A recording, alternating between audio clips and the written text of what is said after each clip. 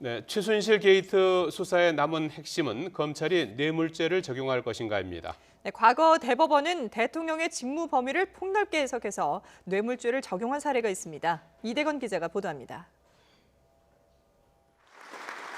지난해 7월과 올해 초 박근혜 대통령이 독대한 기업인은 모두 9명.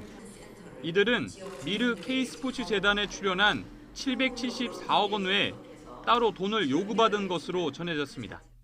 게다가 삼성은 지배구조 개편, 롯데는 총수일과 관련 내사, SK는 사면과 관련된 현안이 있었고 독대하지 않은 부영은 세무조사 무마 청탁 의혹을 받고 있습니다. 이런데도 검찰은 현재까지 이들 기업이 대가가 아닌 강요에 의해 돈을 내거나 내려야 했던 것으로 보고 있습니다. 기업들은 안종범 등의 요구에 불응할 경우 각종 인허가상 어려움과 세무조사의 위험성 등 기업 활동에 직간접으로 불이익을 받게 될 것이 두려워 따라서 앞으로 남은 최대 관심은 대가성이 있었느냐의 판단, 즉 뇌물죄 적용 여부입니다. 핵심은 대통령의 직무 범위를 어디까지 볼 것이냐인데 검찰이 참고할 만한 대법원 판례가 약 20년 전에 만들어졌습니다. 지난 1997년 전두환 노태우 전 대통령 비자금 사건 관련해 대법원은 처음으로 포괄적 뇌물죄를 확립했습니다.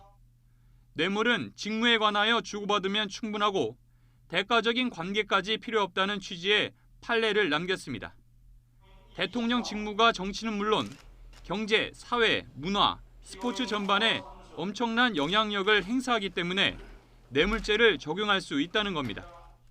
따라서 검찰이 박근혜 대통령의 직무 범위를 과거 판례대로 해석하거나 대가성이 있다고 판단한다면 뇌물죄를 충분히 적용할 수 있다는 주장이 법조계에서 나오고 있습니다.